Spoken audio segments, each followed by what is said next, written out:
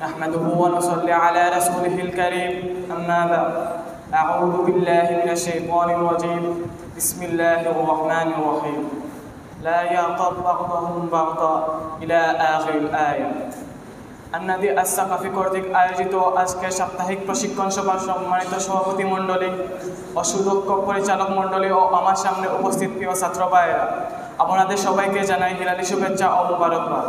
আজকে আমার বক্তৃতার বিষয় হচ্ছে গীবতের পরিণাম সম্পর্কে।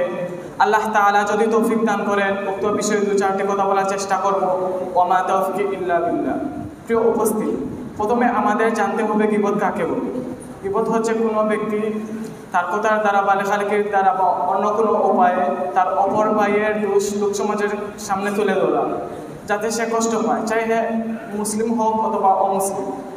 গীবতের উচিত প্রতিযোগী সম্পর্কে আল্লাহ তাআলা যেভাবে কোরআনে উল্লেখ করেছেন, অন্য অপরাধ এমন গৃহীতভাবে উল্লেখ করেন।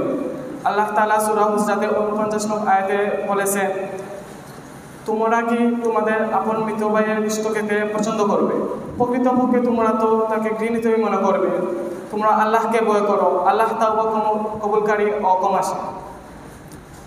হযরত আবু সাঈদ ও জাবের রাদিয়াল্লাহু আনহুমা থেকে বর্ণিত, রাসূলুল্লাহ সাল্লাল্লাহু আলাইহি সাল্লাম বলেছেন যে গীবত জিনা ও ব্যভিচার থেকেও মারাত্মক গুনাহ। তখন সাহাবায়ে কেরামগণ বললেন, ইয়া রাসূলুল্লাহ, এটা কিভাবে সম্ভব? তখন রাসূলুল্লাহ সাল্লাল্লাহু আলাইহি সাল্লাম বললেন, মানুষ জিনা করার পর তওবা করলে আল্লাহ তা ক্ষমা করেন, তবে কোনো ব্যক্তি গীবত করার পর ততক্ষণ পর্যন্ত তাকে ক্ষমা করা হয় না যতক্ষণ পর্যন্ত গীবতকৃত ব্যক্তি তাকে ক্ষমা করে। প্রিয় উপস্থিতি, এখন আমরা জানবো গীবতে লিপ্ত হওয়ার কারণ সম্পর্কে। রাগ বা ক্রোধের কারণে, নিজের অস্তিত্ব প্রকাশের জন্য, নিজের দোষ ঢাকার জন্য, কারোর সন্তুষ্টি অর্জনের জন্য আমরা একে অপরের প্রতি গীবতে লিপ্ত। প্রিয় উপস্থিতি, গীবতের অনেক পরিণাম রয়েছে, আমরা তার মধ্যে থেকে কয়েকটি জানবো।